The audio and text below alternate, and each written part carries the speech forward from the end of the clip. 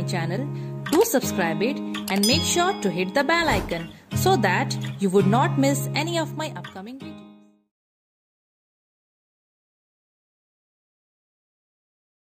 Hello dear students, welcome back to Arena Tutorials. So this is classification of the living world, chapter number 3 of bio.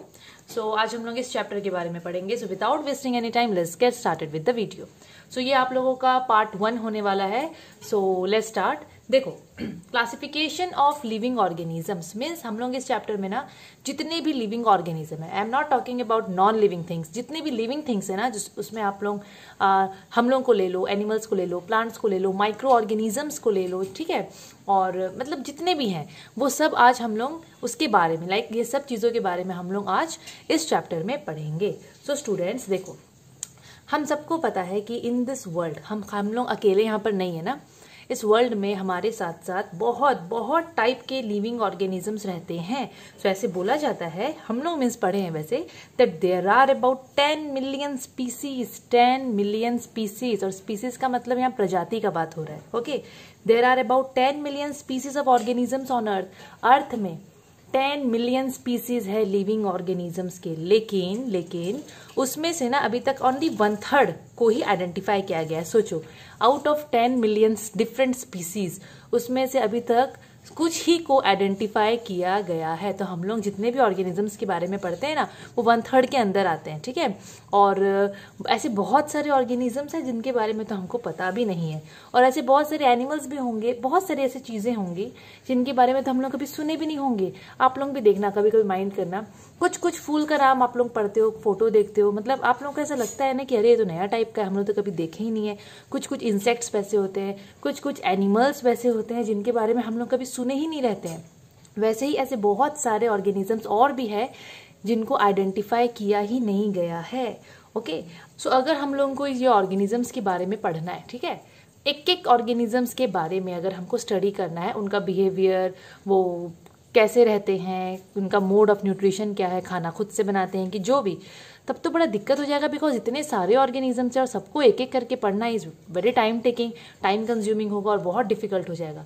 इसीलिए क्या किया गया है ना, जितने भी ऑर्गेनिज्म है उन सबको ना उनकी सिमिलैरिटीज और डिफरेंस का ध्यान पे रखते हुए ना उनको अलग अलग ग्रुप कर दिया गया है, उनको अलग अलग ग्रुप में क्लासिफाई कर दिया गया है. उसी को हम लोग बोलते हैं क्लासिफिकेशन ऑफ लिविंग वर्ल्ड. तो इस चैप्टर में ना आप लोग क्लासिफिकेशन के बारे में ही पढ़ोगे. अगर हम लोग ऑर्गेनिजम्स को अलग अलग ग्रुप में क्लासिफाई कर देंगे based on their similarities and difference, तब तो हम लोग के लिए बहुत ईजी हो जाएगा ना. हम लोग एक ग्रुप कैसे पकड़ेंगे और एक ग्रुप में का जो कैरेक्टरिस्टिक्स है, ठीक है, उसके बारे में पढ़ लेंगे, तो हम लोग को उस ग्रुप में जितने भी ऑर्गेनिजम्स है उनके बारे में लगभग चीजों के बारे में पता चल जाएगा. सो क्लासिफिकेशन का मतलब क्या? Classification means identifying. Identifying means पहचानना. क्या पहचानना? Similarities and difference between different kind of organism. Similarities का मतलब समानता, डिफरेंस का मीनिंग आप सबको पता है, अंतर. Okay, so classification means identifying similarities and difference between different kinds of organisms. अलग अलग काइंड्स ऑफ ऑर्गेनिज्म के बीच में सिमिलैरिटीज और उनका डिफरेंस को पहचानना. एंड देन मतलब पहले आप लोग क्या करोगे ना, ऑर्गेनिजम्स के बीच का डिफरेंस और उनका सिमिलैरिटीज को थोड़ा देख लोगे, ठीक है. उसके बाद आप लोग उनको अलग अलग ग्रुप में आप लोग अलग अलग ग्रुप बना दोगे और उनको अलग अलग ग्रुप में आप लोग प्लेस कर दोगे based on their similarities and what difference. Suppose मेरे पास यहाँ इतने सारे ऑर्गेनिजम्स है, मैं एकदम सिंपल ऑर्गेनिज्म को ली हूँ, एकदम सिंपल तरीके से बता रही हूँ. आगे आगे आप लोग पढ़ोगे कि ऑर्गेनिजम्स को कैसे क्लासिफाई करते हैं. ये इट्स जस्ट एन एग्जाम्पल, ठीक है. तो आप लोग जो मैं समझा रही हूँ एक बार ध्यान से सुनो. सपोज हमारे पास cat, dog, tiger, human, rose plant और कुछ ऐसे पेड़ हैं, कुछ एनिमल्स है, कुछ पेड़ है, और ये सब सोच लो ऐसे मिक्स है. हम लोग को इनको क्लासिफाई करना है based on their similarities and उनका डिफरेंस. सबसे पहले मैं थोड़ा देखूंगी कि दोनों में ये सब जो जितने भी एनिमल्स हैं इनमें क्या सिमिलैरिटीज है. जैसे कि मैं बोली कैट, बोलूँगी कैट तो अपना खाना नहीं बनाती है, डॉग अपना खाना नहीं बनाता, टाइगर नहीं बनाता, ना ह्यूमन बनाता है, और ये जितने भी प्लांट्स दिख रहे हैं ये सब में क्लोरोफिल होता है, ठीक है. ये सब ग्रीन कलर के होते हैं. एंड हम लोग को पता है कि हम लोग तो पढ़े हैं ना कि जो क्लोरोफिल जिस पेड़ में होता है वो लोग क्या करते हैं, मीन्स ग्रीन प्लांट्स वो लोग अपना खाना बनाते हैं through photosynthesis, means by the process of photosynthesis. तो मैं यहाँ पर देखी एक डिफरेंस इनमें, क्या कि ये जितने भी इधर वाले जो है, ये जो प्लांट्स है, ये लोग अपना खाना खुद से प्रिपेयर करेंगे, और इधर के एनिमल्स लोग नहीं करेंगे।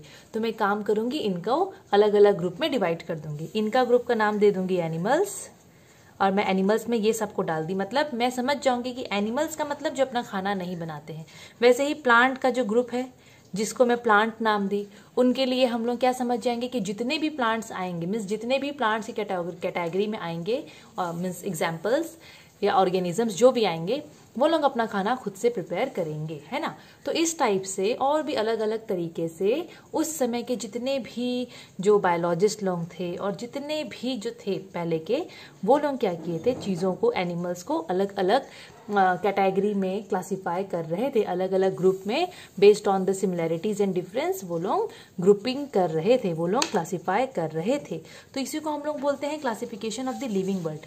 सो क्लासिफिकेशन का मतलब होता है, इट मीन्स आइडेंटिफिकेशन और identifying similarities and difference between different kinds of organism. अलग अलग काइंड ऑफ ऑर्गेनिज्म के बीच का सिमिलैरिटीज और डिफरेंस को आइडेंटिफाई करना, एंड देन उनको उनके डिफरेंस और सिमिलैरिटीज के हिसाब से अलग अलग ग्रुप में प्लेस करना। This is called classification. इसी को हम लोग बोलते हैं क्लासिफिकेशन। ओके, एंड एक और चीज, the branch of biology that deals with this classification of organism, उसको हम बोलते हैं टैक्सोनॉमी। या आप लोगों के बुक में कहीं ना कहीं पक्का दिया होगा taxonomy, TAXONOMY। So the branch of biology that deals with the classification of animals. ठीक है, एनिमल्स तो नहीं बोलना चाहिए, ऑर्गेनिजम्स बोल देते हैं, उसको हम लोग बोलते हैं टैक्सोनॉमी। अब आप लोग देखो उस समय क्या किया गया ना, उस समय जैसे कि जितने भी उस समय के बायोलॉजिस्ट लोग थे, बहुत सारे थे, वो लोग अपने अपने हिसाब से क्लासिफाई कर रहे थे। हाँ, अलग अलग ग्रुप में चीज़ों को, मीन्स ऑर्गेनिजम्स को वो लोग डिवाइड कर रहे थे, ग्रुप कर रहे थे। तो मैं ना यहाँ पर ऐसे एक ऐसे ही सिंपल सा एक क्राइटेरिया लिख रखी हूँ कि वो लोग किस हिसाब से करते होंगे।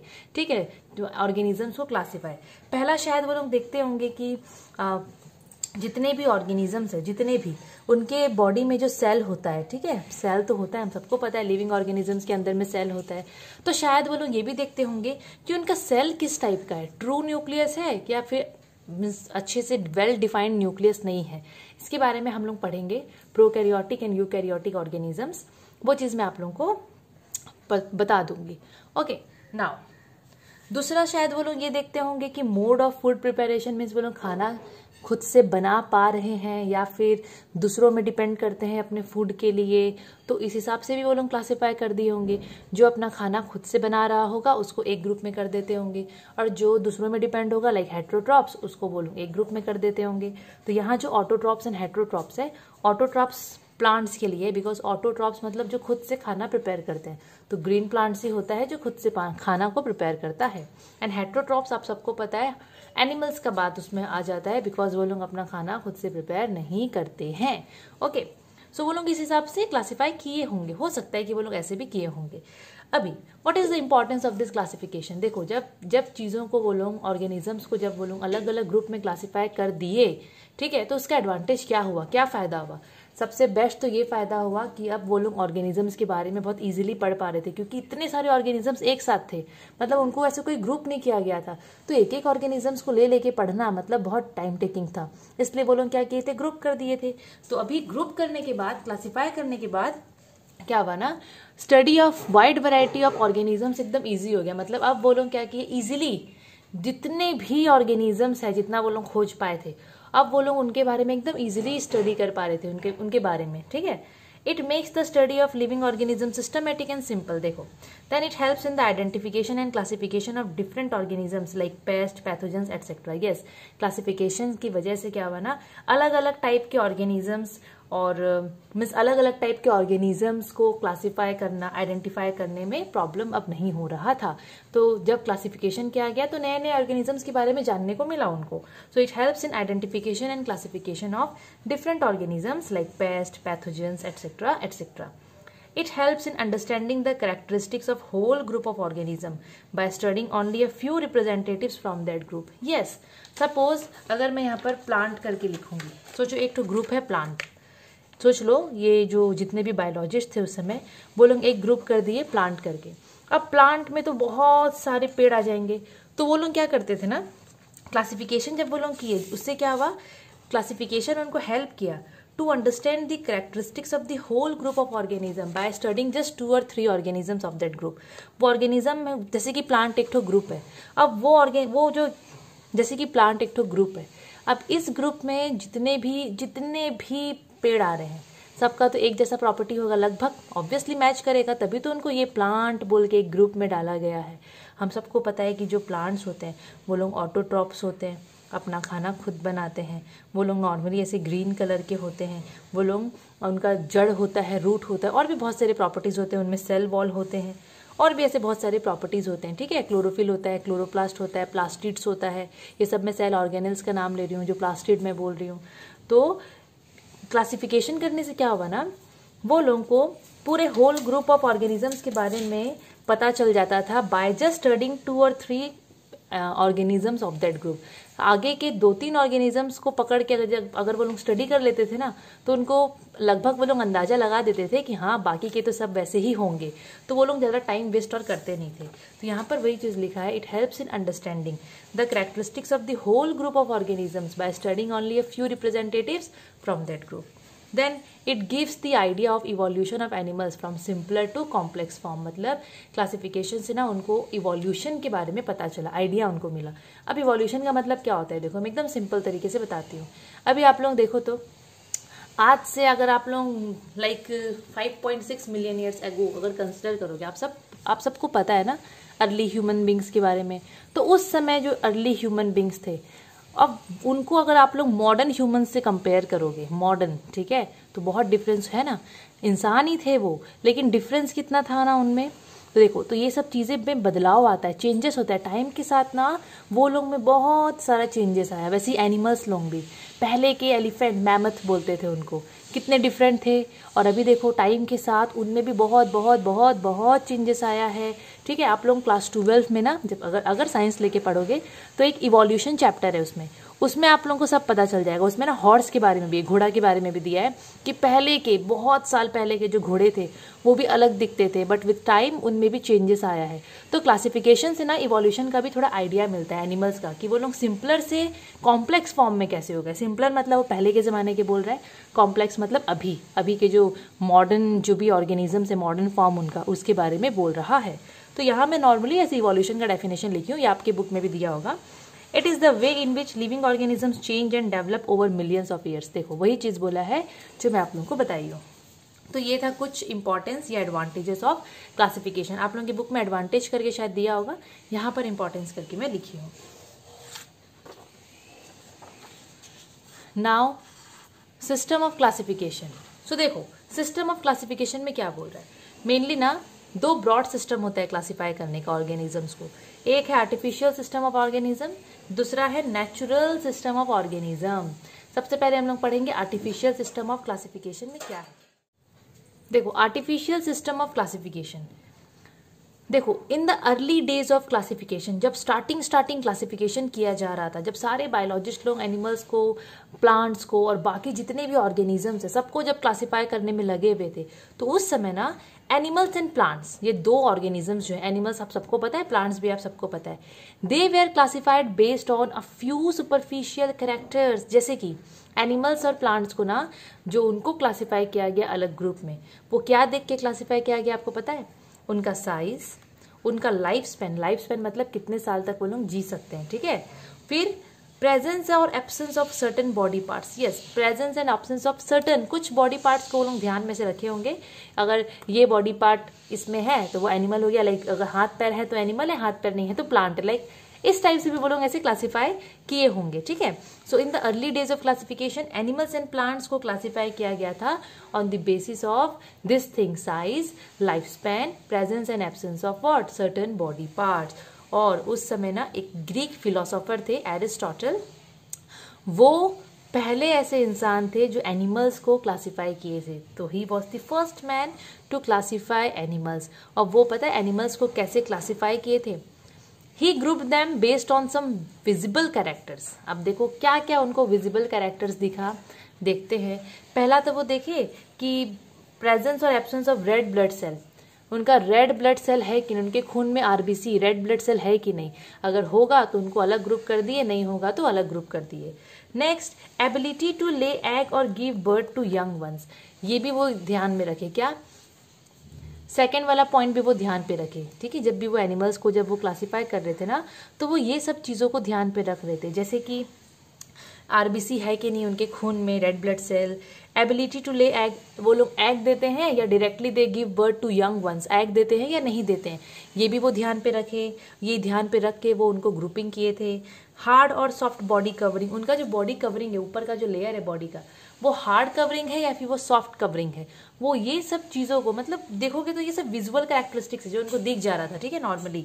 सो ये सब चीज़ों को ध्यान पे रख के वो एनिमल्स को क्लासीफाई किए थे, ठीक है। वो ऐसे तो करके वो क्लासीफाई कर दिए बहुत सारे एनिमल्स को, लाइक वो क्लासीफाई कर दिए थे, ग्रुप में डाल दिए थे।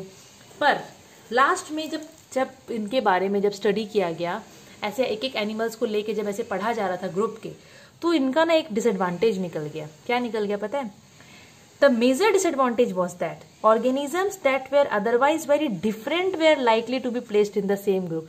वो ना ये सब चीजों को ध्यान रख के तो एक ग्रुप में डाल दिए, एनिमल्स को ग्रुप में डालते गए। जैसे कि ना वो भी देखे, जिसके पास पंख है उनको एक ग्रुप में डाल दिए और जिसके पास पंख नहीं है उनको दूसरे ग्रुप में डाल दिए। इस चक्कर में पता है वो क्या किए, वो बर्ड्स और इंसेक्ट्स को भी एक ग्रुप में डाल दिए। दोनों का तो पंख होता है कि नहीं? बर्ड्स और इंसेक्ट्स को वो एक ग्रुप में डाल दिए। सोचो, पर क्या बर्ड्स और इंसेक्ट क्या एक जैसे हैं? बिल्कुल नहीं है। बर्ड्स अलग है, इंसेक्ट्स अलग होते हैं। लेकिन वो अपने हिसाब से जब उस समय स्टार्टिंग किए क्लासिफाई, तो वो दोनों को एक ग्रुप में डाल दिए, ठीक है। वो मेहनत किए, वो स्टार्ट किए, वो बोले ठीक है मैं एक बार करके देखता हूँ, वो डाल दिए। लेकिन लास्ट में क्या हुआ ना, थोड़ा दिक्कत आ गया या डिसएडवांटेज आ गया। क्या आ गया कि बर्ड्स और इंसेक्ट्स, पहले तो वो ध्यान नहीं दिए, लेकिन बाद में देखे अरे बर्ड्स और इंसेक्ट्स में तो बहुत सारे डिफरेंस है, तो ये लोग एक ग्रुप में आ गए हैं, तो ये हो गया उनका डिसएडवांटेज। तो एरिस्टोटल क्या किए थे ना, एनिमल्स को जब क्लासिफाई कर रहे थे तो सिर्फ वो ये सब चीजों को देख के कर रहे थे, बाकी वो और चीजें ध्यान नहीं दिए। इस चक्कर में जो बिल्कुल भी एक जैसे मैच नहीं करते हैं वो भी एक ग्रुप में आ गए थे। तो ये जो उनका क्लासिफिकेशन था ना, देखोगे तो ये ज्यादा टाइम तक चला नहीं, ठीक है। मतलब ऐसे बोलते हैं कि ये सिर्फ till the middle of 18th century, बस उस समय तक लोग इसको एक्सेप्ट किए चला। फिर बाद में वो नए आए, साइंटिस्ट लोग आए, बायोलॉजिस्ट लोग आए, फिलोसोफर्स लोग आए, जिनको भी दिमाग लगाना था सब आए, एंड वो लोग एनिमल्स, प्लांट्स, ऑर्गेनिजम्स को क्लासिफाई करने में फिर से लग गए। अब आता है नेचुरल सिस्टम ऑफ क्लासिफिकेशन। तो देखो, नेचुरल सिस्टम ऑफ क्लासिफिकेशन, इसको ना टू सिस्टम ऑफ क्लासिफिकेशन भी बोलते हैं, या टू किंगडम क्लासिफिकेशन बोल सकते हो, या फिर मॉडर्न सिस्टम ऑफ क्लासिफिकेशन बोल सकते हो। और ये जो टू सिस्टम क्लासिफिकेशन है ना, ये मेनली कैरोलस लिनियस करके एक थे, एक बायोलॉजिस्ट थे, वो किए थे, कैरोलस लिनियस करके। Okay, he was a Swedish botanist थे वो मेनली, ठीक है ना। सो वो ये चीज किए थे मेनली। वो कब दिए थे पता है ये क्लासिफिकेशन? वो दिए थे 1758 में। ओके, सो वो जब देखिए कि एरिस्टोटल का तो थोड़ा रिजेक्ट हो गया, तो एक काम करता हूँ, मैं भी थोड़ा बुद्धि लगाता हूँ और ऐसे ऑर्गेनिज्म को क्लासिफाई करने में थोड़ा सा मैं भी ट्राई करता हूँ। सो कैरोलस लिनियस क्या किए थे? He suggested the idea of two system of classification. वो बोले कि जितने भी लिविंग ऑर्गेनिजम्स है उनको हम दो ग्रुप में डिवाइड करेंगे, दो किंगडम में डिवाइड करेंगे। एक किंगडम का नाम पड़ गया प्लांट, दूसरे का पड़ गया एनिमेलिया या फिर एनिमल किंगडम, ठीक है। सो ये जो दो सिस्टम ऑफ क्लासिफिकेशन है, या फिर मॉडर्न सिस्टम ऑफ क्लासिफिकेशन, या फिर टू किंगडम सिस्टम, या फिर जो भी, इसको मेनली दिया गया था बाय, इट वाज सजेस्टेड और given by Carolus Linnaeus. So according to him animals, plants और जितने भी लिविंग ऑर्गेनिजम्स हैं उनको दो ही किंगडम में डिवाइड करना सही रहेगा। एक का हो गया प्लांट नाम, दूसरे का हो गया एनिमल। Then he classified. अब वो किस हिसाब से ऑर्गेनिजम्स को क्लासिफाई किए हम लोग थोड़ा वो भी देख लेते हैं। So he classified living organisms on the basis of similarities in physical and structural characters. वो उनका क्या चीज ध्यान पे रखे, क्या कैरेक्टर्स को वो देखे, फिजिकल कैरेक्टर और उनका स्ट्रक्चरल कैरेक्टर, वो ये सब चीजों को थोड़ा ध्यान पे रख के एनिमल्स को दो किंगडम में क्लासिफाई किए। हम लोग पढ़ेंगे वो क्या क्या कैरेक्टर्स देखे। Okay, he classified all the living organisms in two separate kingdoms. वो जितने भी लिविंग ऑर्गेनिजम्स थे वो सब को दो सेपरेट किंगडम्स में डिवाइड कर दिए थे। देखो वो क्या किए, वो देखिए जो ऑर्गेनिज्म स्टेशनरी है, जो अपना जगह छोड़ के दूसरे जगह नहीं जा सकता और अपना खाना खुद से बना रहा है, ओके, उनको वो नाम दे दिए प्लांट्स, उनको वो डाल दिए इस किंगडम में, प्लांट किंगडम में। एंड फिर वो देखिए ऐसे बहुत सारे ऑर्गेनिजम्स हैं जो कि यहाँ वहाँ मूवेबल है, मीन्स घूमते हैं, और दूसरा अपना खाना नहीं बना पाते हैं, दूसरों में डिपेंड करते हैं, तो उनको वो जिस ग्रुप में डाले उस ग्रुप का नाम पड़ गया एनिमेलिया या फिर एनिमल। याद रखना, ये जो लीनियस थे, ये जो कैरलस लीनियस थे, वो क्या किए, ऑल लिविंग ऑर्गेनिजम्स को 2 सेपरेट किंगडम्स में डाल दिए। क्या ध्यान पे रख के डाले, देखो जो अपने जगह से नहीं मूव करते, अब हम सबको पता है कि प्लांट्स तो स्टेशनरी होते हैं, यस, स्टेशनरी का मतलब रेस्ट में, मतलब अपनी जगह में ही रहते हैं मेनली, एंड वो लोग अपना खाना खुद से बनाते हैं, उनको वो जिस ग्रुप में डाले उसका नाम पड़ गया प्लांट। और ऐसे जितने भी ऑर्गेनिजम्स है, जितने भी थे जो घूम सकते थे इधर उधर और अपना खाना नहीं बना रहे थे, नहीं बना पाते थे, लाइक, उनको वो डाल दिए एनिमल किंगडम में। तो वो ये 2 टाइप का डिफरेंट सेपरेट किंगडम्स बनाए थे, एक का नाम पड़ गया था प्लांट, दूसरे का पड़ गया था एनिमल।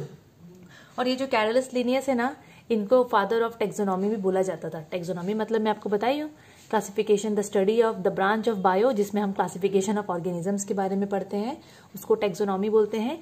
और उनको फादर ऑफ टेक्सोनॉमी भी बोला जाता था, किनको, कैरलस लीनियस को, ठीक है। अब देखो, अब हम लोग पढ़ेंगे कि ये किस हिसाब से क्या प्लानिंग करके ये क्लासिफिकेशन की है, ठीक है। अगेन, लिविंग ऑर्गेनिजम्स, जितने भी लिविंग ऑर्गेनिजम्स थे वो उनको 2 सेपरेट किंगडम्स में बांट दिए थे, एक है प्लांट, एक है एनिमल। एंड वो क्या किए थे ना, 2 अलग अलग किंगडम में बांट तो दिए वो, है ना, जितने भी ऑर्गेनिजम्स थे उनको 2 अलग अलग किंगडम में तो बांट दिए। और फिर जैसे कि प्लांट का अपना एक किंगडम है ना, उसको और सब डिवाइड करे अलग अलग ग्रुप में। एनिमल्स का किंगडम को और अंदर उसको और डिवाइड करते गए हो, ठीक है। तो ही फर्दर कैटेगराइज दी ऑर्गेनिजम्स, ये 2 किंगडम के अंदर में जो अलग अलग ऑर्गेनिजम्स आते थे वो इनको फर्दर वो इनको कैटेगराइज कर दिए और छोटे छोटे ग्रुप में, based on their common characteristics, okay, based on their common characteristics, मतलब जो जो चीजों को वो देखते होंगे, जो कॉमन उनको लगता होगा, उस हिसाब से वो उनको अलग अलग ग्रुप में उनका कॉमन कैरेक्टरिस्टिक्स को ध्यान पे रखते हुए वो ये 2 किंगडम के अंदर में और भी अलग अलग क्लासिफिकेशन किए, अलग अलग छोटा छोटा ग्रुप में वो डिवाइड किए ऑर्गेनिजम्स को। तो यहाँ पर आप लोगों को दिखता होगा, यहाँ पर कुछ कुछ मैं नाम दे के रखी हूँ, मैं क्या दी हूँ, मतलब ये लोग ही दिए हैं, ओके। सो वो क्या किए ना, वो एस्टेब्लिश किए अलग अलग लेवल वाइल ग्रुपिंग ऑर्गेनिजम्स को ग्रुप करने के समय, जैसे कि पहले से तो वो ऑलरेडी 2 मेजर ग्रुप में तो डिवाइड कर दिए थे, लेकिन फिर वो अंदर में फिर वो स्मॉलर ग्रुप्स में फिर उनको डिवाइड किए। तो वो ना ऐसे अलग अलग लेवल दे के रखे थे और उसमें अलग अलग नाम दे के वो रखे थे, ठीक है। तो वो क्या किए थे, डिफरेंट लेवल्स दिए थे ऑर्गेनिजम्स को, उनको ग्रुप करने के समय डिफरेंट लेवल्स, या फिर आप लोग बोल सकते हो टेक्सोनॉमिक रैंक, अलग अलग रैंक या फिर अलग अलग लेवल्स वो ऑर्गेनिजम्स को दिए थे। तो यहाँ पर the group at the top level, यहाँ पर सबसे टॉप लेवल में देखो आप लोगों को एक ग्रुप तो दिख गया ना अंदर में, ये मैं प्लांट्स के लिए लिखी हूँ ये नाम, एनिमल्स के लिए ये नाम लिखी हूँ, ठीक है। प्लांट्स का आप लोग देखते होंगे kingdom, division, class, order, family, genus, species. तो ये क्या है, ये अलग अलग डिफरेंट लेवल्स है जो कि वो एस्टेब्लिश किए थे वाइल्ड ग्रुपिंग ऑर्गेनिजम्स। कौन किया था, कैरलस लीनियस ही किए थे। ये एनिमल्स के लिए वो अलग अलग लेवल्स वो कैटेगराइज किए हैं, या अलग अलग आप लोग बोल सकते हो टेक्सोनॉमिक रैंक वो एस्टेब्लिश किए थे वाइल्ड ग्रुपिंग एनिमल्स, ठीक है। आप लोगों को दोनों में बहुत सारे नाम सेम दिखते होंगे, डिफरेंस क्या है, सिर्फ यहाँ पर है डिवीजन एंड फाइलम, ठीक है, अलग अलग नाम है। प्लांट के लिए हम लोग यहाँ डिवीजन बोलते हैं, और अगर एनिमल्स का बात करेंगे तो डिवीजन की जगह में फाइलम यूज करते हैं। अब यहाँ पर आप लोगों को जितने भी आप लोगों को टेक्सोनॉमिक रैंक दिख रहे हैं, ठीक है, ये टोटल कितना है, 1 2 3 4 5 6 7 है टोटल, ठीक है, दोनों जगह। इसमें से जो ग्रुप सबसे टॉप लेवल में, कौन है टॉप लेवल में, किंगडम है ना, किंगडम सबसे ऊपर आता है, ठीक है। जो सबसे ऊपर टॉप लेवल में है, यहाँ के जो ऑर्गेनिजम्स होंगे ना, उनके बीच में सबसे कम कॉमन फीचर्स होता है। ये चीज को थोड़ा याद रखिएगा। जो group at the top level में है, जो टॉप लेवल में जो ग्रुप है, जैसे कि किंगडम, तो इसके अंदर में जो ऑर्गेनिजम्स आएंगे ना, उनमें ज्यादा सिमिलरिटीज नहीं रहेगा पर ज्यादा कॉमन फीचर्स नहीं रहेगा। और जो सबसे नीचे में है, कौन है, स्पीसीज, सबसे नीचे में जो स्पीसीज है लोअर लेवल में, वहां के ऑर्गेनिजम्स में ना खूब सारा कॉमन फीचर्स देखने को मिलेगा। बहुत कॉमन फीचर्स देखने को मिलता है। लेकिन जो किंगडम है, जो सबसे टॉप लेवल में है, उसमें उतने कॉमन फीचर्स देखने को नहीं मिलते हैं। और एक चीज़, अब आप लोगों को यहाँ पर ये जो डिफरेंट रैंक्स दिख रहा है, ठीक है, टेक्सोनॉमिक रैंक्स या लेवल्स दिख रहा है, इसमें हम लोग ऐसे एक तो क्वेश्चन ऐसे लाइक आता है कि what is the largest unit of classification करके पूछा जाता है कि लार्जेस्ट यूनिट और स्मॉलेस्ट यूनिट क्या है क्लासिफिकेशन का। लार्जेस्ट मतलब जो सबसे टॉप में है, कौन है? किंगडम। तो हम लोग बोलते हैं kingdom is the largest unit of classification. और स्पीसीज के लिए बोलते हैं कि that is the smallest unit of classification. ये बहुत इंपॉर्टेंट है, इसको आप लोग ना इग्नोर मत करना, बहुत इंपॉर्टेंट है, यहाँ से तो पक्का क्वेश्चन आता है। अब हम लोग ना एक एक करके सब चीज के बारे में पढ़ेंगे, species, genus, family, order, class, division, kingdom. नीचे से हम लोग स्टार्ट करेंगे पढ़ना, बिकॉज क्लासिफिकेशन में मेनली स्पीसीज से ही स्टार्ट किया जाता है। So let's start.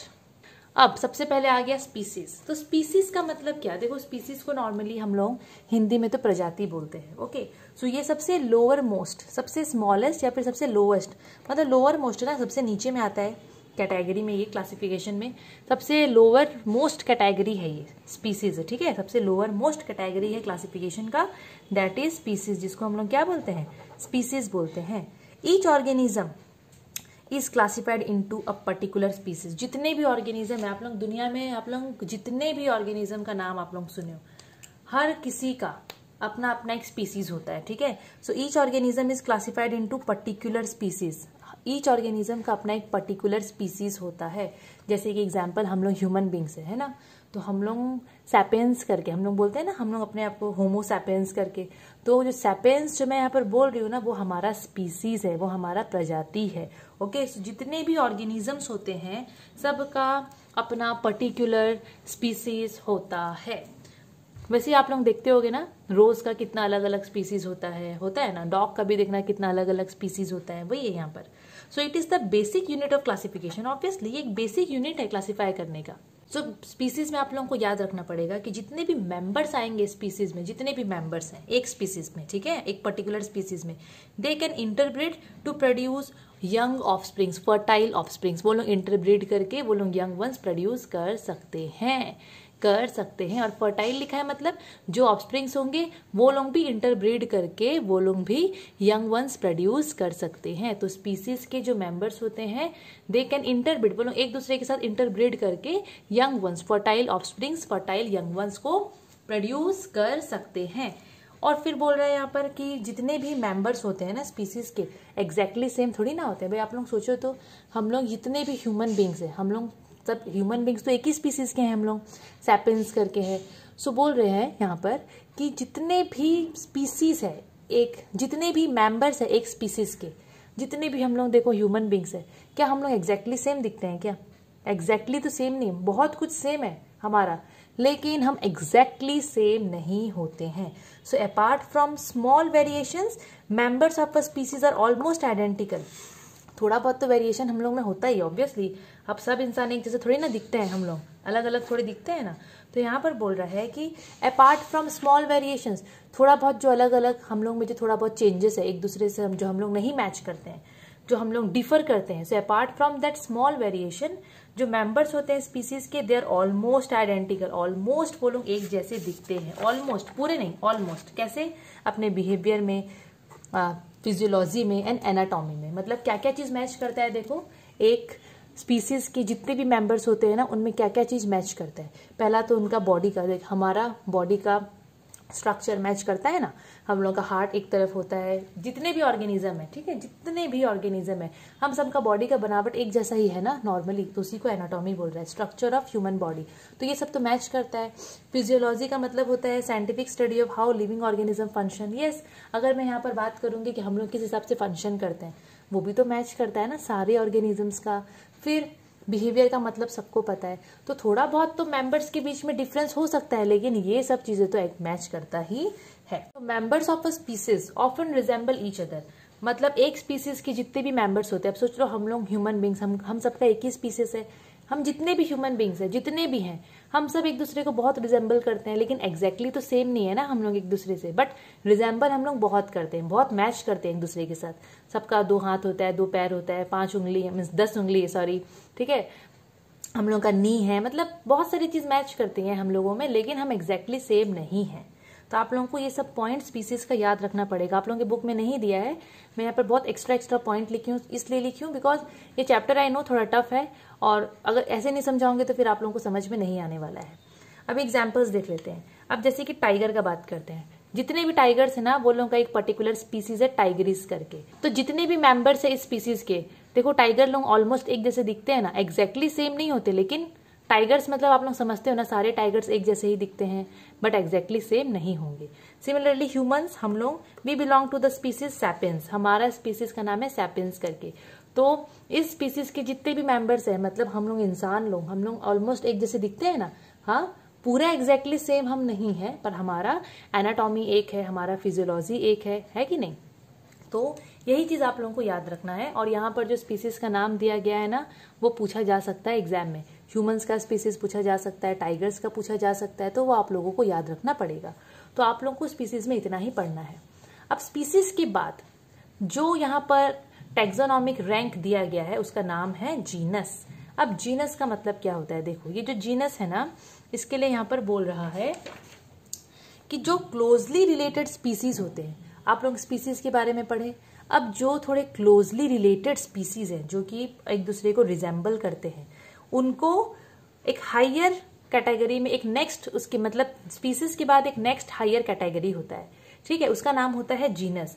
तो उसमें किसको डाला जाता है, जो क्लोजली रिलेटेड स्पीसीज होते हैं, जो एक दूसरे को मतलब विच रिजेंबल ईच अदर। समझ में आया ना। तो स्पीसीज के बाद एक नेक्स्ट हायर कैटेगरी होता है जिसका नाम होता है जीनस, और जीनस में क्लोजली रिलेटेड स्पीसीज को रखा जाता है। जो स्पीसीज थोड़े बहुत क्या, जो क्लोजली एक दूसरे को रिजेंबल करते हैं, ठीक है, उनको एक साथ रखा जाता है जीनस में।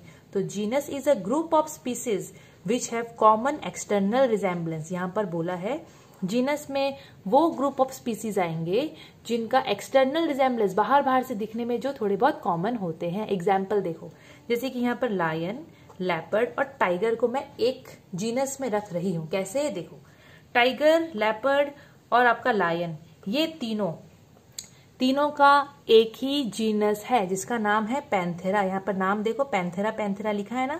देखो ये जो यहाँ पर दो नाम लिखा है ना, आप लोग देखते होगे, लायन के बाद में ब्रैकेट में मैं 2 नाम दी हूँ, लेपर्ड के बाद 2 नाम है, टाइगर के बाद 2 नाम है।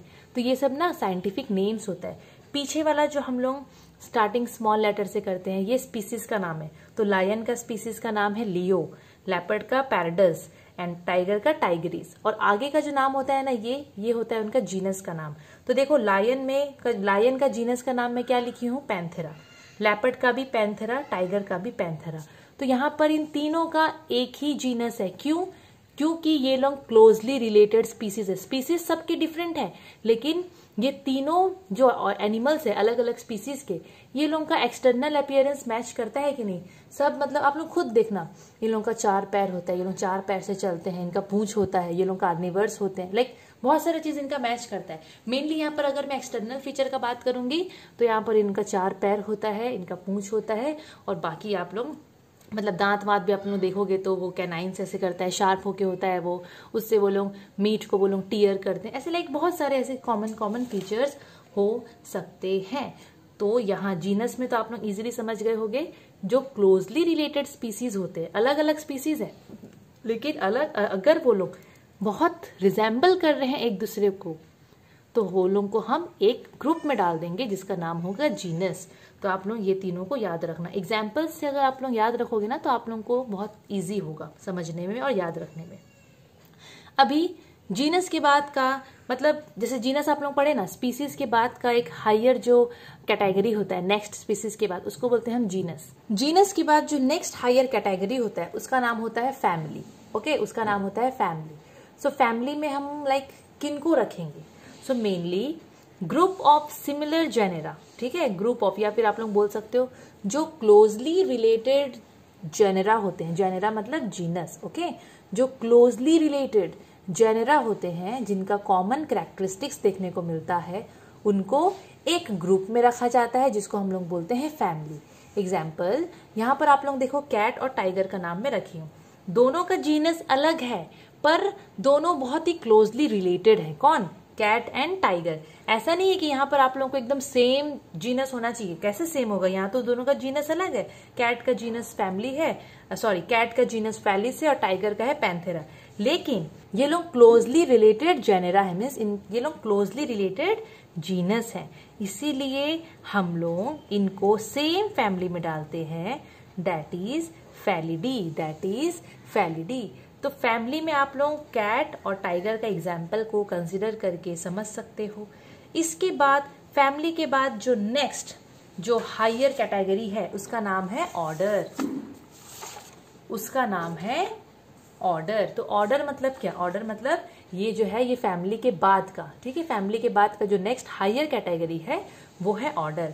तो जो सिमिलर फैमिलीज होते हैं, अब मैं फैमिली का बात पीछे की थी ना, पूरा ऐसे ही बच्चों यहाँ पर ऐसे ही समझना है। अब जो क्लोजली रिलेटेड जो फैमिलीज है उनको एक ग्रुप में डाल देंगे जिसका नाम हो जाएगा ऑर्डर, ठीक है। तो similar families are group together into order, जैसे कि अब ह्यूमंस और एप्स, ह्यूमंस और एप्स ये दोनों क्लोजली रिलेटेड फैमिलीज है, तो इनको ना एक ग्रुप में डाला गया है जिसको हम प्राइमेट्स बोलते हैं। क्या बोलते हैं, प्राइमेट्स।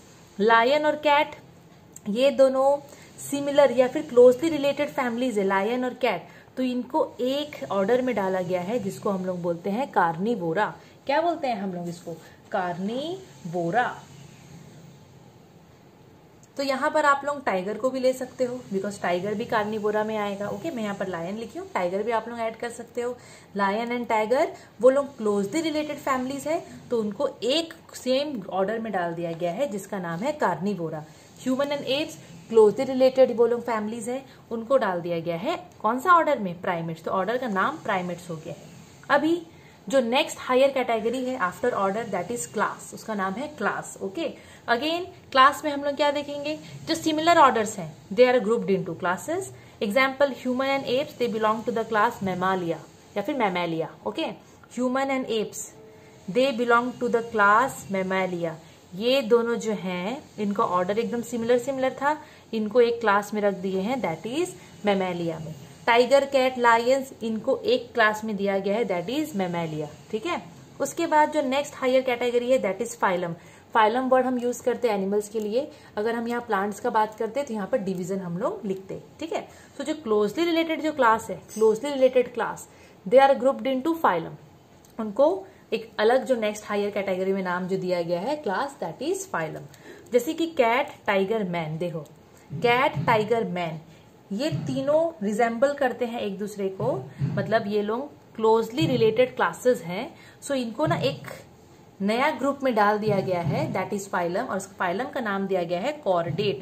कॉर्डेट का मतलब जिनमें वर्टिब्रल कॉलम होता है, पीछे में जो रीढ़ का हड्डी होता है ना, आप लोग पढ़ोगे स्पाइनल कॉर्ड, वर्टिब्रल कॉलम के बारे में, तो आप लोग अभी वर्टिब्रल कॉलम का मतलब अभी आप लोग स्पाइनल कॉर्ड से रिलेटेड समझो। तो ये जितने भी हैं कैट, टाइगर, मैन, हम लोग में होता है वर्टिब्रल कॉलम होता है, तो हम लोग एक सेम फाइलम को बिलोंग करते हैं जिसको हम लोग बोलते हैं कॉर्डेट। क्या बोलते हैं, कॉर्डेट। और लास्ट जो लास्ट सबसे टॉप मोस्ट सबसे हाईएस्ट जो कैटेगरी है दैट इज किंगडम। तो किंगडम में कौन आएंगे, क्लोजली रिलेटेड या फिर आप लोग बोल सकते हो सिमिलर फाइलम वाले लोग, सिमिलर फाइलम या सिमिलर डिवीजन वाले। अगर हम प्लांट का बात करेंगे तो similar phyla constitute a kingdom, जैसे कि कैट हो गया, लायन हो गया, टाइगर हो गया, अब ह्यूमंस भी यहाँ पर लिख लेते हैं, चलो ह्यूमंस हो गए, हम सब बिलोंग करते हैं to the kingdom Animalia, to the kingdom Animalia. So kingdom Animalia जो होता है वो लार्जेस्ट डिवीजन है लिविंग बींग्स का। किंगडम लिविंग बींग्स का लार्जेस्ट डिवीजन है, आप लोग याद रखिएगा। और सबसे स्मॉलेस्ट क्या है, सबसे स्मॉलेस्ट है स्पीसीज। अब ये जो इतना 60 जो नाम दिया है यहाँ पर, इतना बड़ा चौड़ा, kingdom, phylum, class, order, family, ये सब, इसको हम लोग याद कैसे रखेंगे। सो यहाँ पर इसको याद करने का ये तरीका दिया है, लाइक एक छोटा सा एक तरीका दिया है दैट इज किंग प्रिफर्स चीज ओवर फ्राइड ग्रीन स्पिनच। तो आप लोग सामने सामने का इनिशियल्स को आप लोग याद रखना। K stands for kingdom, then P for phylum, C के लिए class, then order, then family, then genus, then species. बस आप लोग यहाँ थोड़ा ध्यान देना कि यहाँ पर अगर एनिमल का बात कर रहा है तो फाइलम, और अगर प्लांट्स का बात करेगा तो डिवीजन। अगर आप लोगों को इजी और कोई तरीका पता होगा तो आप लोग वैसे याद रखो, it totally depends upon you. जरूरी नहीं कि आप लोगों को यही सॉन्ग के जरिए याद रखना है, अगर आप लोगों को ऐसे भी याद हो जाता है तो ऐसे भी आप लोग याद रख सकते हो। पर ये याद रखना कि ये सबसे लार्जेस्ट यूनिट है क्लासिफिकेशन का एंड स्पीसीज सबसे स्मॉलेस्ट यूनिट है क्लासिफिकेशन का। तो ये बच्चों आई होप आप लोगों को इतना तो समझ आया होगा, बिकॉज मुझे एक्चुअली लग रहा था कि शायद ये समझाने में मुझे दिक्कत होगा आप लोगों को, बिकॉज ये ना एक बहुत ही डिफरेंट टाइप का एक चीज है ये। मतलब ना क्या बोलूं मैं, इसमें थोड़ा होता है इसमें दिक्कत, हम लोग को भी प्रॉब्लम फेस करने को होता था। लाइक जब हम लोग पढ़ते थे ना, हम लोग को भी बहुत प्रॉब्लम हुआ था इस चीज को समझने के लिए। इसलिए एक्चुअली मैं सोच रही थी कि पता नहीं आप लोगों को ये सब चैप्टर समझ में आएगा, मीन्स ये पार्ट मेनली समझ में आएगा कि नहीं। ठीक है, आई होप समझ में आया हो। Now see drawbacks of two kingdom classification. अभी हम लोग पढ़ेंगे कि ये दो किंगडम क्लासिफिकेशन का ड्रॉबैक्स क्या है। ड्रॉबैक्स का मतलब लिमिटेशंस, डीमेरिट्स, डिसएडवांटेजेस। अब दो किंगडम क्लासिफिकेशन मेनली कौन दिया था? Carlos Linnaeus, Carlos Linnaeus. Okay, and वो दो किंगडम में क्लासिफाई किए थे ऑर्गेनिजम्स को, प्लांट्स एंड एनिमल्स करके। तो इसका ना मतलब कुछ कुछ डिमेरिट्स निकल ही गया बाद में। क्या निकला देखो, वो जब क्लासिफाई किए ऑर्गेनिजम्स को तो वो ना यूकैरियोट्स एंड प्रोकैरियोट्स को एक ही ग्रुप में रख दिए। अब यूकैरियोट्स का मतलब सोच लो, मैं भी एग्जाम्पल से समझा रही हूँ बिकॉज पीछे हम लोग पढ़ेंगे इसके बारे में। यूकैरियोट्स का मतलब ह्यूमन बींग्स, प्लांट्स, हम लोग आ जाएंगे। ठीक है, प्रोकैरियोट्स का मतलब बैक्टीरिया, आप लोग समझ लो। वो क्या किए ना, यूकैरियोट्स एंड प्रोकैरियोट्स को एक ही ग्रुप में वो ला दिए, मीन्स डाल दिए। स्टार्टिंग में वो क्या किए, वो बोले थे ये बात कि हम लोग ऑर्गेनिजम्स को दो किंगडम में क्लासिफाई करेंगे, प्लांट्स, एनिमल्स। और वो क्या देख के किए थे, जो स्टेशनरी है, जो खाना खुद से बना रहे हैं, उनको वो प्लांट में डाल दिए, और जो घूम पा रहे थे, जो खाना नहीं बना रहे थे, उनको वो एनिमल्स में डाल दिए। लेकिन बाद में क्या हुआ ना कि वो ध्यान नहीं दिए, और ऐसे बहुत सारे ऑर्गेनिजम्स जिनका ट्रू न्यूक्लियस नहीं होता है। ठीक है, ट्रू न्यूक्लियस मतलब न्यूक्लियस के बाहर में न्यूक्लियर मेम्ब्रेन नहीं होगा। आप लोग क्लास 6 का वीडियो आप लोग देखे होंगे, द सेल आप लोग पढ़े होंगे, आप लोगों को पता होगा ना, जैसे कि अगर ये सेल है और ये न्यूक्लियस है तो न्यूक्लियस के बाहर का मेम्ब्रेन होता है। पर अगर मैं प्रोकैरियोट्स का बात करूंगी तो उनका ना ये मेम्ब्रेन नहीं होता है न्यूक्लियस के बाहर में, लेकिन यूकैरियोट्स का अच्छे से एकदम परफेक्ट सेल होता है जो हमारा है। तो वो क्या किए ना, ये दोनों टाइप के ऑर्गेनिज्म को एक ही ग्रुप में डाल दिए, तब तो बड़ा दिक्कत होगा, है ना। Then second point is he placed fungi. Fungi means यहाँ पर आप लोग एग्जाम्पल में ले लो मशरूम, बेस्ट एग्जाम्पल है मशरूम। वो क्या किया था ना, मशरूम को वो प्लांट किंगडम में डाल दिया, मीन्स प्लांट के कैटेगरी में डाल दिया, प्लांट के साथ। लेकिन बच्चों बहुत जन को लगता है कि मशरूम प्लांट है, पर वो प्लांट नहीं है। देखो मशरूम में ना क्लोरोफिल नहीं होता, मशरूम अपना खाना खुद से नहीं बनाता है, समझ में आया ना। प्लांट के पास क्लोरोफिल होता है, वो अपना खाना खुद प्रिपेयर करता है, लेकिन मशरूम नहीं करता। पर वो दोनों को एक ही ग्रुप में डाल दिया, प्लांट और मशरूम को, मतलब फंगी को। तो ये तो गलत है ना, तो ये तो एक ठो हो गया उसका demerit. Next, bacterias were kept under the plant kingdom because they have cell wall. देखो बैक्टीरियाज को वो प्लांट के साथ डाल दिया, क्यों? क्योंकि वो देखा कि प्लांट में तो सेल वॉल होता है और बैक्टीरिया में भी सेल वॉल है, चलो इनको एक ही ग्रुप में डाल देता हूँ, दोनों एक ही कैटेगरी में आएंगे। सेल वॉल मतलब क्या होता है, देखो जिनको नहीं पता है सोच लो, ये प्लांट सेल है। प्लांट सेल में ना ऐसे बाहर में एक लेयर होता है, ऐसे आउटर बाउंड्री जैसे, उसको हम बोलते हैं सेल वॉल। वैसे ही बैक्टीरिया में भी ना ऐसे बाहर में सेल वॉल होता है। ठीक है, ये आउटर लेयर है प्लांट सेल का, सेल वॉल। तो सेल वॉल वो देखा प्लांट सेल में होता है, फिर वो देखा अरे बैक्टीरिया में भी है, मतलब दोनों एक जैसे हैं, चलो दोनों को एक ही ग्रुप में डाल दो। तो वो क्या किया, बैक्टीरिया को प्लांट के साथ प्लांट किंगडम में डाल दिया। पर बैक्टीरिया और प्लांट बहुत अलग होते हैं। ठीक है, फिर स्लाइम मोल्ड्स। स्लाइम मोल्ड्स आप लोग देखो, यहाँ पर आप लोगों को उसका फोटो दिखता होगा, उनको भी वो प्लांट किंगडम में डाल दिया, स्लाइम मोल्ड्स को। लेकिन स्लाइम मोल्ड्स का कैरेक्टरिस्टिक तो थोड़ा एनिमल जैसा मिलता है, ठीक है, थोड़े एनिमल से मैच करते हैं वो लोग, लेकिन वो उनको प्लांट में डाल दिया, तो ये भी हो गया दिक्कत। Then there were some animals which show both animals and as well as plant characters, so no fixed position was given for them.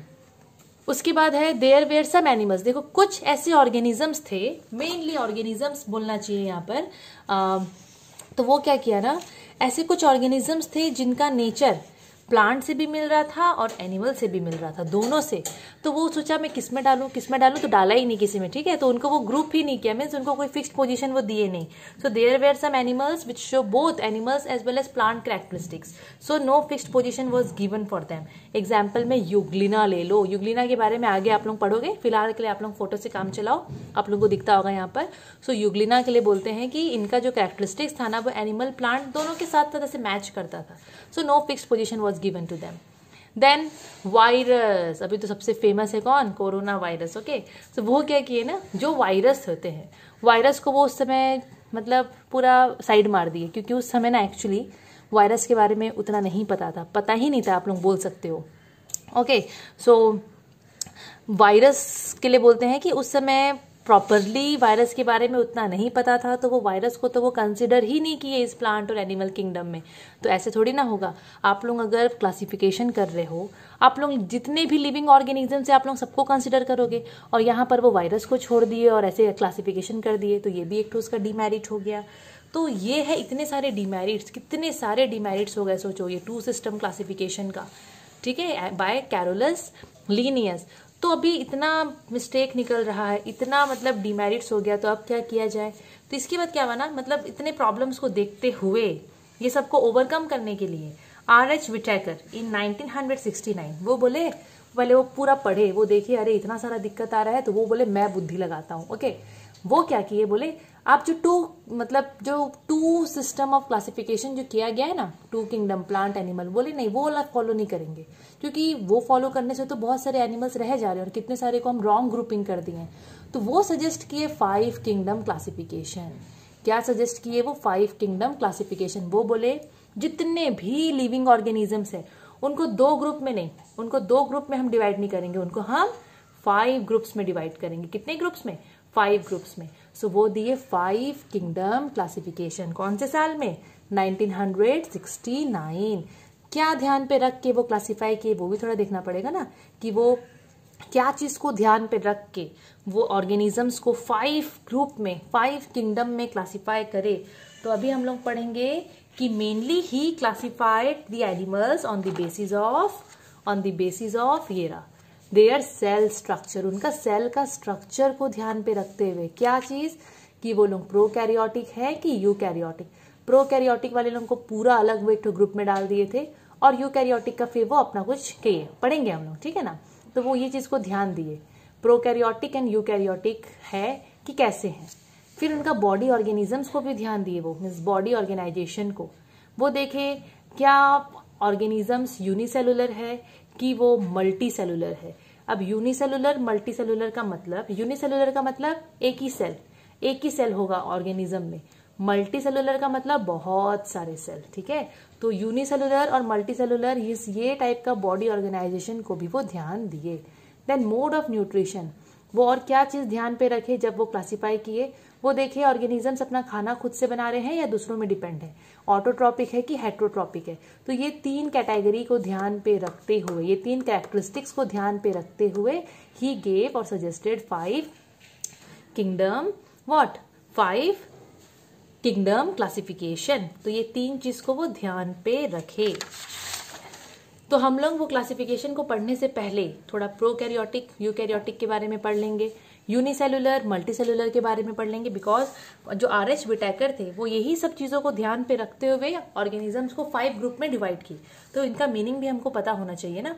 Prokaryotic and eukaryotic, देखो प्रोकैरियोटिक मतलब क्या, प्रोकैरियोटिक मतलब ऐसे ऑर्गेनिजम्स जिनके अंदर में जो सेल होगा ना वो अनडिफाइंड होगा। मतलब सोचो ऐसे सेल है, न्यूक्लियस है लेकिन उसमें ऐसे बाउंड्री नहीं है, न्यूक्लियस के बाहर में बाउंड्री नहीं है, मतलब एक मेम्ब्रेन ही नहीं है।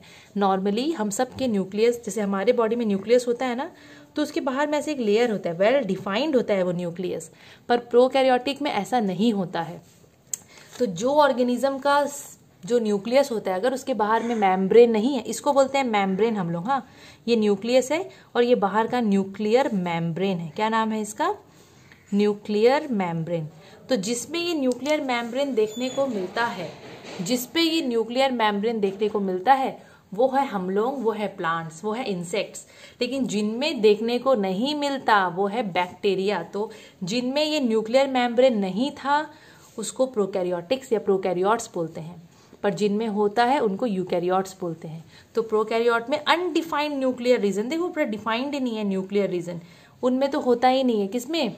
प्रोकैरियोट्स में न्यूक्लियर मेम्ब्रेन इज एब्सेंट। फिर दूसरा प्रोकैरियोट्स का बात करें तो न्यूक्लियोलस इज एब्सेंट। अब न्यूक्लियोलस क्या होता है आप लोग पूछोगे। अगेन अगर ये न्यूक्लियस है तो न्यूक्लियस के अंदर में ना एक छोटा सा गोल सा डेंस डॉट जैसा होता है, पढ़ोगे उसके बारे में बाद में, उसको हम बोलते हैं न्यूक्लियोलस। अंदर वाला पार्ट को हम बोलते हैं न्यूक्लियोलस। तो इनमें तो वो भी नहीं होता, ना न्यूक्लियस के बाहर में मेम्ब्रेन होता है, ना न्यूक्लियस के अंदर में न्यूक्लियोलस होता है। ठीक है, तो इस टाइप के ऑर्गेनिजम्स को हम बोलते हैं प्रोकैरियोट्स, और उनका सेल को बोलते हैं प्रोकैरियोटिक सेल्स। देन यूकैरियोट्स का अगर बात करेंगे तो इसका पूरा ऑपोजिट, इनमें एकदम वेल डिफाइंड न्यूक्लियर रीजन होता है, इनमें न्यूक्लियर मेम्ब्रेन प्रेजेंट होता है, न्यूक्लियोलस होता है, सब होता है। प्रोकैरियोटिक का एग्जाम्पल आप लोग अच्छे से याद रखना, एकदम अच्छे से ये आता है एग्जाम में, पूरा इसको पी जाओ। ठीक है, bacteria, blue green algae, eukaryotes में हम लोग हो गए, प्लांट्स हो गए, इंसेक्ट हो गए, ये सब बहुत इंपॉर्टेंट है ये। उसके बाद हम लोग थोड़ा बहुत पढ़ लेते हैं unicellular and multi cellular organism के बारे में, ये भी बहुत इंपॉर्टेंट है। मैं आप लोगों को ये द सेल चैप्टर में बताई थी इसके बारे में, ठीक है, क्लास 6 का वीडियो में। ओके, तो unicellular organisms made up only one cell, organisms जो सिर्फ एक ही सेल से बने, जिनके बॉडी में एक ही सेल होता है। अब बच्चों हम लोग पढ़े हैं कि हमारे बॉडी में तो कितने सारे ट्रिलियंस सेल है ना, पर यूनिसेलुलर का मतलब वन, यूनि का मतलब वन होता है। तो ऑर्गेनिजम्स जिनमें खाली एक सेल होता है उसको हम लोग बोलते हैं यूनिसेलुलर या फिर सिंगल सेल्ड ऑर्गेनिज्म। एग्जाम्पल्स को आप लोगों को पूरा पी जाना है, इसको तो आप लोग पी ही जाना, एग्जाम में आता है और बच्चे लोग इसको एकदम छोड़ के चले जाते हैं, इसको एकदम पी जाना है। ठीक है, ओके, सो एग्जाम्पल में देखो बैक्टीरिया, यूग्लिना, पैरामीशियम, सबका डायग्राम देखो आप लोग साइड में, आप लोगों की बुक में भी पूरा दिया होगा। ओके, सो यूनिसेलुलर ऑर्गेनिजम्स मतलब ऑर्गेनिजम्स हैविंग वन सेल और made up of just one cell. Multi का मतलब होता है मोर देन वन। अब मोर देन वन मतलब यहाँ बहुत सारे सेल का बात हो रहा है।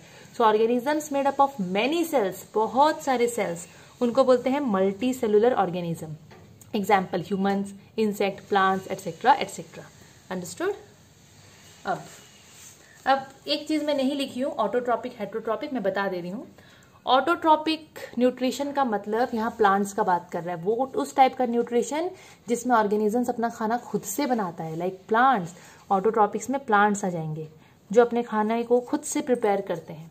बट हेटरोट्रॉपिक मतलब those who can't prepare their own food, जो कि प्लांट्स में डिपेंड करते हैं। तो प्लांट को छोड़ के बाकी एनिमल्स का नाम लिख देना, अपना भी नाम लिख देना, बिकॉज हम लोग तो खुद प्लांट्स में डिपेंड करते हैं, है ना। अपना पर्टिकुलर नाम मत लिख के आना, ह्यूमंस लिखना। ओके, देन ये तो हम लोग पढ़ लिए, पीछे डिस्कस कर लिए कि क्या क्या क्राइटेरिया था जिसके बेसिस में RH विटेकर 5 किंगडम क्लासिफिकेशन किए थे। तो क्राइटेरिया तो हम पढ़ लिए, ठीक है। अब पढ़ते हैं वो 5 ग्रुप का नाम, वो 5 अलग अलग किंगडम का नाम, ठीक है, जिस पांच ग्रुप में बांट दिए थे वो ऑर्गेनिज्म को। So now let's read about the name of the 5 different groups. First है kingdom Monera, second is kingdom Protista, third is kingdom Fungi, fourth one is plant, last one is animal, जिसको हम Animalia भी बोलते हैं। So 5 kingdom classification was given by RH Whittaker in 1969, ये भी याद रखना। एंड ये पांचों का नाम अच्छे से पूरा पी जाना है। सो kingdom Monera, kingdom protista, kingdom fungi, kingdom Plantae and kingdom animalia. तो ये है डिफरेंट 5 किंगडम्स जिसमें RH विटेकर अलग अलग ऑर्गेनिजम्स को क्लासिफाई किए थे। ये सब का नाम याद रखना है। इसमें से आप लोग ये 2 वर्ड पढ़े थे ना, kingdom Plantae and kingdom animalia, ये 2 जो डिफरेंट जो नाम है किंगडम, ये आप लोग कहाँ पढ़े थे?